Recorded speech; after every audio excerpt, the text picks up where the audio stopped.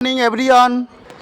আজকের ভিডিওতে থাকছে সিভিল ইন্টারভিউর প্রশ্ন এবং উত্তর only for foreman, general foreman and fresher engineer. একটা কথা মনে রাখবেন, ইন্টারভিউ কোশ্চেন এবং অ্যান্সার সবই কিন্তু সিভিল সাইডের উপরই হয়।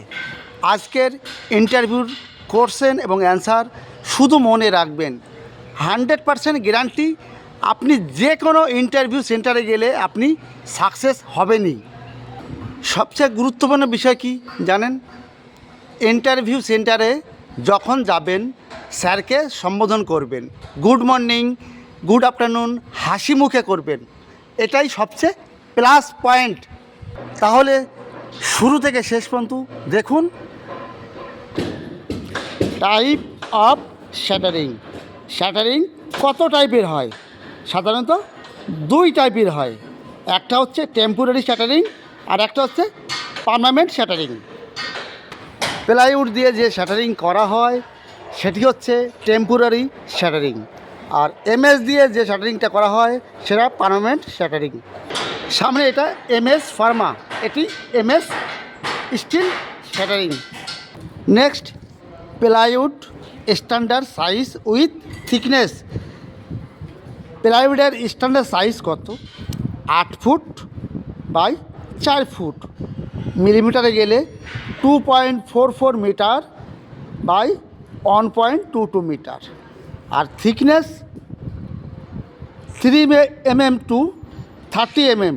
3 mm থেকে শুরু, 30 mm পর্যন্ত শেষ। Next, type of column formwork. Time of plywood shuttering board use. Type of column ফর্মা। কলম ফর্মা কত টাইপের? 6 type. Plywood, steel, aluminium, plastic, cardboard ETC. প্লাইউডের কলম ফর্মা, কলমের বোর্ড কত টাইম ইউজ হয়? 8 থেকে 10 বার, 8 to 10 Times. Type of plywood কলম বক্স। প্লাইউডের যে কলম বক্সটি তৈরি হয় সেটা কত টাইপের হয়? এটা হয় সাধারণত 2 টাইপের। একটা গ্রুপ কলম বোর্ড আর একটা হচ্ছে আনসাইজ। নেক্সট, কলম হরিজেন্টাল সাপোর্ট এর স্পেসিং। কলমের যে সাপোর্টিং করতে হয় অয়েলার দিয়ে, চ্যানেল দিয়ে, এর স্পেসিং কত? Spacing standard 600।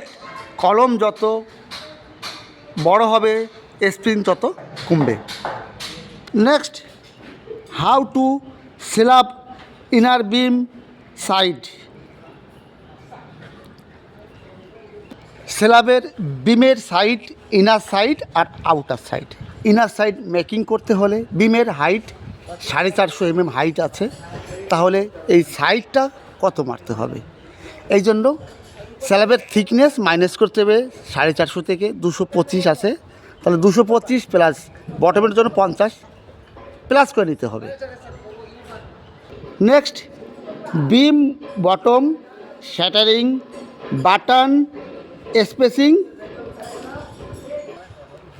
বিম শ্যাটারিং করা হয়েছে, নিচে বটমের যে বাটামটা দেওয়া হয়েছে এর spacing standard 400 mm।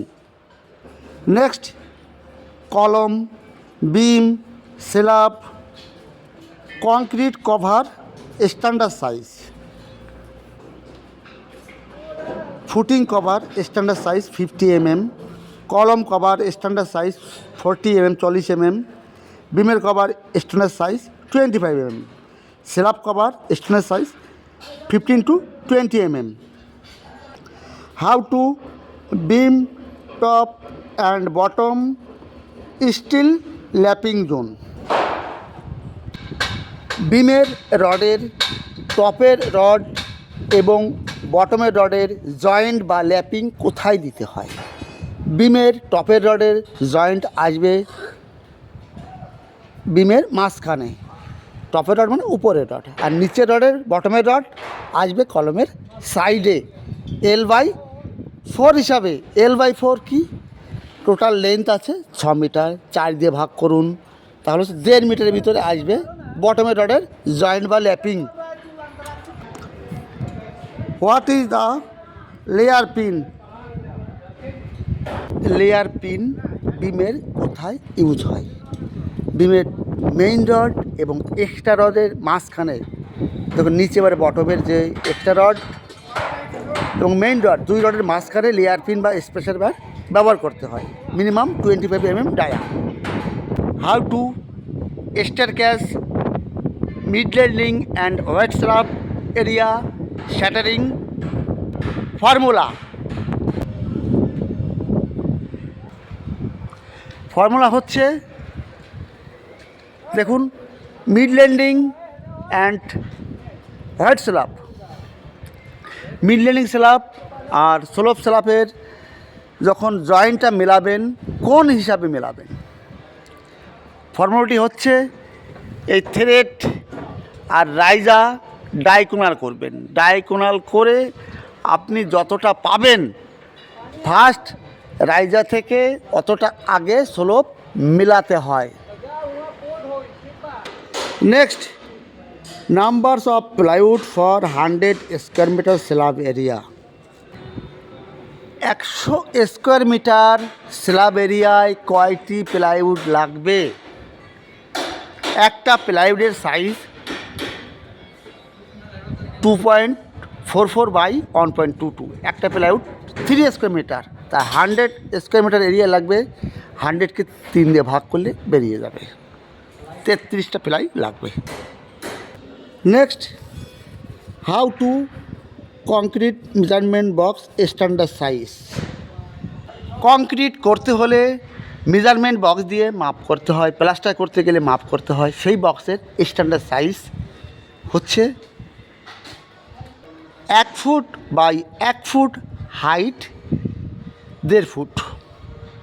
Height of parapet wall should be, parapet ওয়ালের উপরে, স্ল্যাবের বা ছাদের উপরে যে প্যারাপিট ওয়ালটি করতে হয় সেটার height standard 1 metre.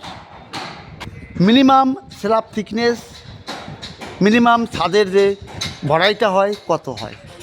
125 mm।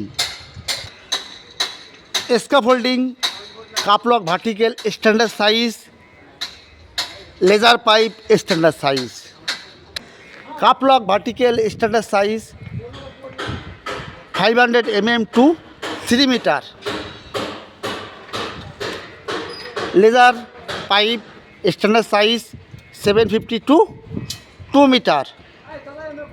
How to circle column concrete calculation formula.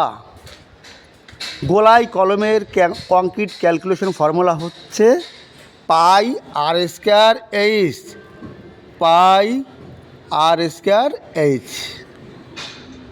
Masonry wall plaster thickness minimum, internal plaster 12 mm, external plaster 25 mm, 24 mm। Internal plaster inner side, external plaster outside প্লাস্টারের thickness 20 to 25 mm, inner 12 mm। How to column vertical lapping zone. কলমের যে rod বাঁধতে হয় এর joint বা lapping কোথায় দিতে হয়? এটা দিতে হয় ক্লিয়ার হাইটের ভিতর। ক্লিয়ার হাইটটা কি? স্ল্যাবের বিমের নিচ থেকে ফ্লোরের উপর পর্যন্ত যে হাইটটা, এটাকে বলা হয় ক্লিয়ার হাইট। এর ভিতরেই কলমের রডের জয়েন্ট বা ল্যাপিং দিতে হয়। Type of column steel lapping. কলমের রডের ল্যাপিং কত টাইপের? 3 টাইপের, কাপলক, ওয়েল্ডিং আর lapping. Next, 600 mm height beam inner side, slab thickness 125 mm।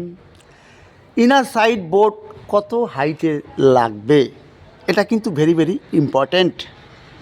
Next, bricks masonry time, 2 ইটার মাঝখানে কত গ্যাপ রাখতে হয়? 10 ফার্স্ট ক্লাস ব্রিক কত পার্সেন্ট ওয়াটার শোষণ করে?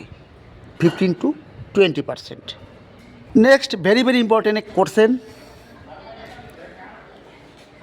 স্ল্যাব টপে একটা ট্যাঙ্ক হবে, সেখানে একটা বাইরে থেকে ভাড়ার স্ক্যাফোল্ডিংয়ের ব্যবস্থা নেই, তখন আপনি আউটের সাপোর্টিং কীভাবে করবেন? এটা কিন্তু ভেরি ভেরি ইম্পর্টেন্ট, আমাকে করা হয়েছিল আজ থেকে 20 বছর আগে। আপনাদের স্ল্যাব থেকে ইউবার বাইরে বের করতে হবে। ইউবার কোনটা? দেখুন, স্ল্যাব কংক্রিটের সময় ইউবার এখানে চ্যানেল দিয়ে বাইরে স্ক্যাফোল্ডিং করার জন্য এটা করতে হবে। নিচের থেকে করতে গেলে টাইম লাগবে, লেবার কস্ট, এই জন্য ইউবার দিয়ে স্ল্যাব থেকে চ্যানেল দিয়ে বাইরে স্ক্যাফোল্ডিং করতে হবে।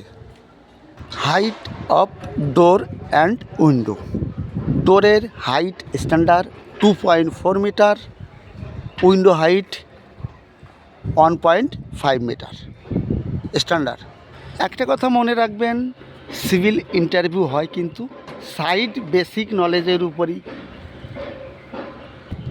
2 থেকে 3টা ভিডিও দেখবেন, আমি 100% গ্যারান্টি দিচ্ছি ইন্টারভিউর আপনার কোনো অসুবিধা হবে না, আপনি যেখানে যাবেন সাকসেস হয়ে যাবেন। তাহলে বন্ধুরা, একটু ভালো লাগলে লাইক কমেন্ট অবশ্যই করবেন, কমেন্ট কমপক্ষে করবেন। তাহলে আজ ভালো থাকুন, সুস্থ থাকুন, আবার আপনাদের সামনে নতুন ট্রফি নিয়ে আসবো। All the best.